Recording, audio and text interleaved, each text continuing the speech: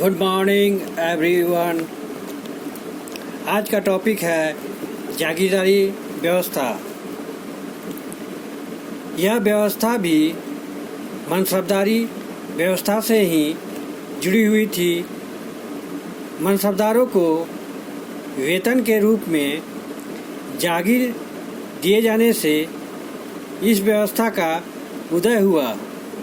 वैसे मनसबदार जिन्हें वेतन के रूप में जागीर दी जाती थी, जागीरदार कहलाते थे।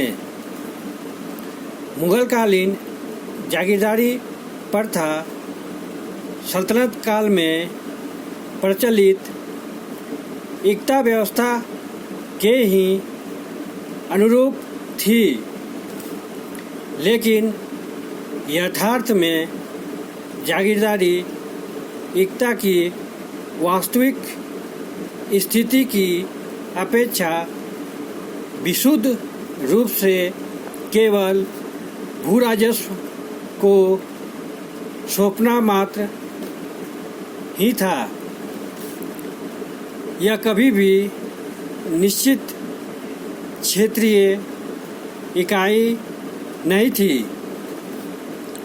अधिन्यास की सुविधा को छोड़कर इसका प्रशासनिक इकाइयों जैसे सरकार एवं परगना से कोई संबंध नहीं था। इस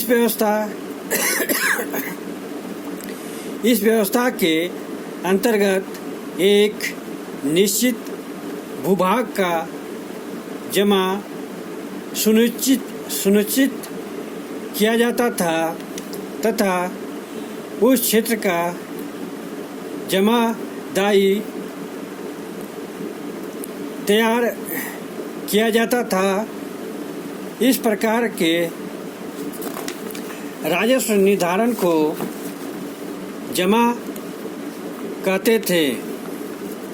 जमा में भू राजस्व के अलावा अन्य कर भी सम्मिलित होते थे। जागीर कोई सुनिश्चित इकाई नहीं थी। जागीरदारों को जो अधिकार मिले थे वे अस्थायी नहीं थे। उनका स्थानांतरण भी होता था। यह व्यवस्था आनुवंशिक नहीं थी, लेकिन व्यवहार में जागीरदारों के पुत्रों को प्रदान कर दिया जाता था। इस व्यवस्था के अंतर्गत जमींदारों को भूमि पर कोई अधिकार नहीं दिया जाता था। वे सिर्फ भू राजस्व एवं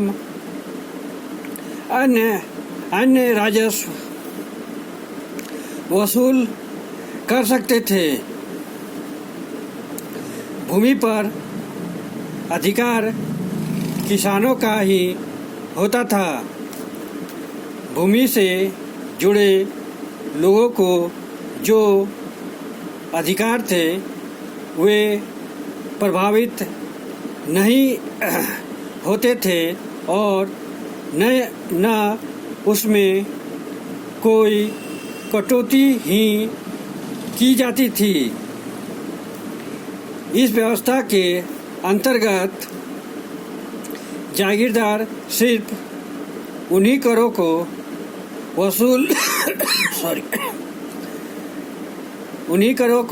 वसूल कर सकते थे जिन करों की वसूली का अधिकार उन्हें दिया गया होता था।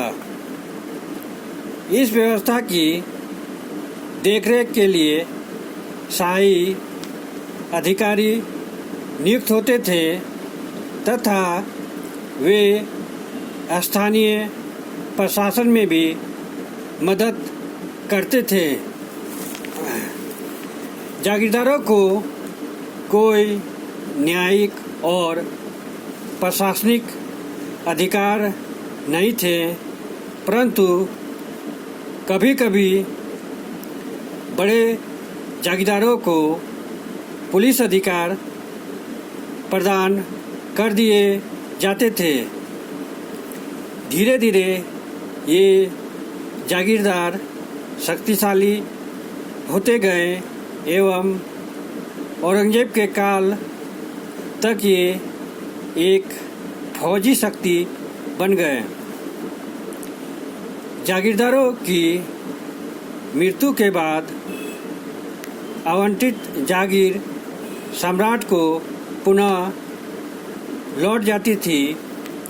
सामान्यतः राजाधिकारी की मृत्यु के पश्चात उसकी संपत्ति पर अधिकार कर लेते थे और मुतालिब की कटौती के बाद शेष संपत्ति उसके उत्तराधिकारों को लौटा देते थे। जागीरदारों के स्थानांतरण तथा जागीरदारों के स्थानीय संबंधों से पूर्ण पृथक्करण ने कृषक वर्ग के अत्यधिक शोषण को प्रोत्साहित ही किया तथा जमींदारों पर भी दबाव कायम कर दिया। अत्यधिक शोषण एवं असंतोष ने कृषकों को सम्राट के विरोध में विद्रोह करने के लिए उन्हें उत्तेजित किया। जाटों, सिखों एवं सतनामियों द्वारा किए गए विद्रोह ऐसे ही विद्रोह थे। अब हम लोग देखते हैं जागीरदारी व्यवस्था का महत्व। पहला, राज्य का एकीकरण संभव हो सका जागीरदारी व्यवस्था के कारण। दूसरा, भू राजस्व का वितरण हो पाया। तीसरा, राजस्व तंत्र के तहत जागीरदार वर्ग का सृजन हुआ। चौथा, भूमि से जुड़े लोगों अर्थात किसानों से सीधा संबंध बन सका। पांचवा, एक सक्षम, संगठित एवं निष्ठावान वर्ग का सृजन हुआ। छठा, सैन्य शक्ति एवं साम्राज्य का विस्तार हो सका। सातवां, अलगाववादी शक्ति का दमन कर साम्राज्य की जड़ें मजबूत की जा सकी। अब हम लोग जागीरदारी व्यवस्था की सीमाएं देखते हैं। पहला, मनसबदार द्वारा सैनिकों की नियुक्ति की जाती थी, अतः सैनिकों की निष्ठा मनसबदार के प्रति होती थी, न कि राज्य और राजा के प्रति। दूसरा, इस व्यवस्था के संचालन के लिए कोई केंद्रीय संगठन नहीं था। यह व्यवस्था पूर्ण रूप से राजा के व्यक्तित्व पर निर्भर थी। तीसरा, हस्तांतरण व्यवस्था के कारण मनसबदार के दीर्घकालीन हित भूमि से नहीं जुड़ पाते थे। चौथा, उनमें अधिक से अधिक राजस्व प्राप्त करने की चाह होती थी, जिसके कारण कई समस्याओं का उदय हुआ, जैसे कृषकों का शोषण, ऋण पास का बढ़ता दायरा, कृषकों का अन्य क्षेत्रों की ओर पलायन, भूमि का विकास नहीं, कृषि विकास का अवरुद्ध होना, अर्थव्यवस्था पर मार एवं वित्तीय कठिनाइयाँ। 18वीं शताब्दी से जागीर भूमि में